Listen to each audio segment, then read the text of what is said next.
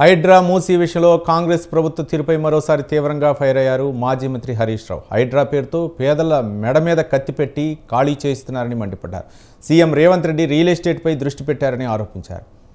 హైడ్రా కోర్టులోని మూసీ పరివాహక ప్రాంతాల్లో మాజీ మంత్రులు హరీష్ రావు, సబితా ఇంద్రారెడ్డి ఆధ్వర్యంలో బాధితులను పరామర్శించారు. ఈ సందర్భంగా రేవంత్ సర్కార్పై హరీష్ రావు నిప్పులు చెరిగారు. హైదరాబాద్లో బుల్డోజర్ రాజ్యం నడుస్తోందని, రాహుల్ గాంధీ బుల్డోజర్ రాజ్యం ఆపాలని డిమాండ్ చేశారు. కొడంగల్లో సీఎం రేవంత్ రెడ్డి కట్టుకున్న ఇల్లు కుంటలో ఉందని, ఆయన తమ్ముడి ఇల్లు FTLలో ఉందని, ముందు మీ ఇండ్లు కూల్చుకొని తర్వాత పేద ప్రజల దగ్గరికి రావాలన్నారు మాజీ మంత్రి హరీష్ రావు.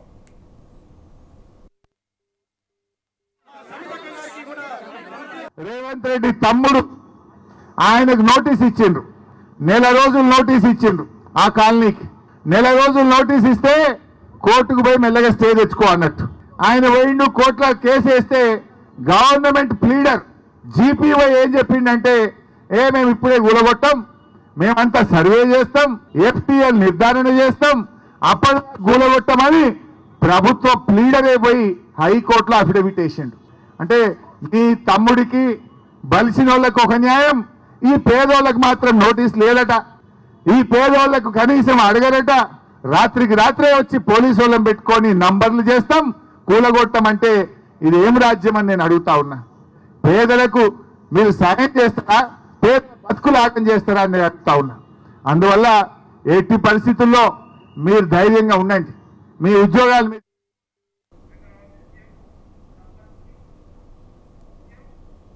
మూసీ సుందరీకరణ పేరుతో పేద ప్రజల జీవితాలతో చెలగాటం ఆడుతున్నారని హరీష్ రావు అన్నారు. పాలన పక్కన పెట్టి సుందరీకరణ చేస్తారని నిలదీశారు. పేదల ఇండ్లు కూల్చి బడా కంపెనీలకు ఆ స్థలం ఇస్తారా అంటూ ప్రశ్నించారు. రేవంత్ పాలన తొగ్లక్ ప్రభుత్వంలా అయిపోయిందని విమర్శించారు. ప్రజల ఉసురు పోసుకోవద్దని సూచించారు. సీఎం రేవంత్ రెడ్డికి హామీలు నెరవేర్చడానికి డబ్బులు లేవు, కానీ మూసీ సుందరీకరణకు 1,50,000 కోట్లు ఎక్కడవని ప్రశ్నించారు. హైడ్రా పేరుతో బలవంతంగా ఇండ్లు ఖాళీ చేస్తామంటే చూస్తూ ఊరుకోబోమని హెచ్చరించారు. మూసీలో మురికి నీరు రాకుండా చేయాలని డిమాండ్ చేశారు హరీష్ రావు. మీద ఏమి ఆస్తులు లేవు, ఒక్క ఇల్లు కోసమే మేమిద్దరం కష్టపడుతున్నాము. మేము IT జాబ్ వాళ్ళం, మాకు ఎప్పుడు ఉద్యోగాలు ఉంటాయో తెలియదు, ఎప్పుడు వెళ్తాయో కూడా తెలియదు, ఎప్పుడు రిసెషన్ వస్తుందో తెలియదు. కానీ ఏదో ఒక ఇల్లు ఉంటే మా పిల్లలకి మా ఫ్యూచర్కి బాగుండదని.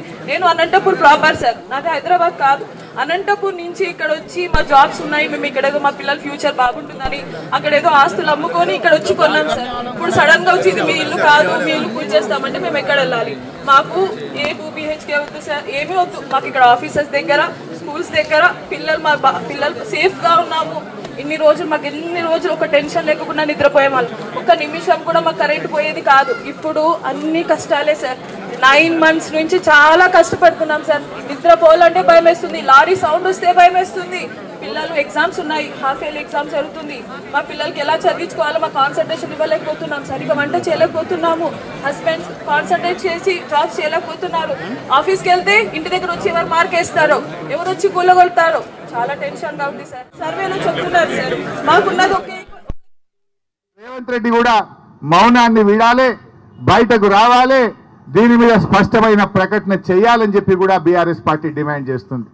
నువ్వేదో ఆఫీసర్లతో ప్రెస్ మీట్లు పెట్టించుడు కాదు, బయటకు రా, బయటకు వచ్చి ఈ యొక్క ప్రతిపాదన విరమించుకుంటున్నా చెప్పి ఈ వేలాది మంది మూసీ పరివాహక ప్రజలకు హామీ ఇయ్యి కనీసం వాళ్ళు కంటి నిండా నిద్రపోయే విధంగా చెయ్యమని చెప్పి నేను డిమాండ్ చేస్తా ఉన్నా.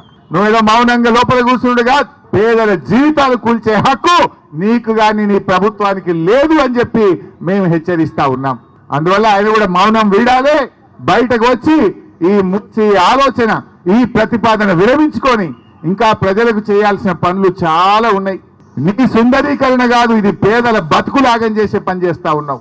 Please drop the proposal. నీకంత చేయాలని ఉంటే ఉన్న దాంట్లో చేయి. బఫర్లకు ఎందుకు వస్తున్నావు? బఫర్లో నువ్వే కదా లేఅవుట్ అప్రూవల్ ఇచ్చింది, నీ కాంగ్రెస్ గవర్నమెంటే ఇచ్చింది. చర్య తీసుకోవాల్సి వస్తే అనుమతి ఇచ్చిన ప్రభుత్వాల మీద, అనుమతి ఇచ్చిన అధికారుల మీద తీసుకోవాలి తప్ప ఈ పేదలు ఏం తప్పు అని చెప్పి నేను అడుగుతా ఉన్నా.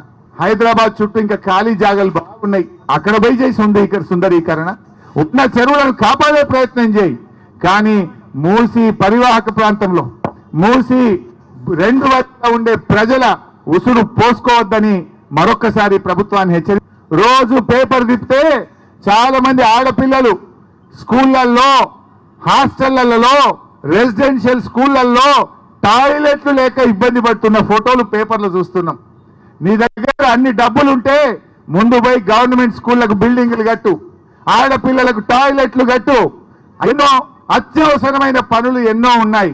ఆ హాస్పిటళ్లు కట్టు, పేదలకు మంచి వైద్యం అందించు.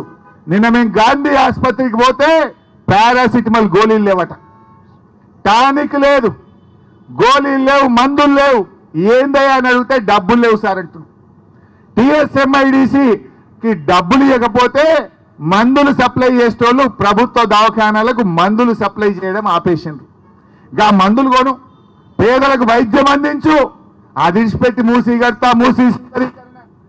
నీ సుందరీకరణ కాదు, ఇది పేదల బతుకులాగం చేసే పని చేస్తా ఉన్నావు. Please drop the proposal. రోజు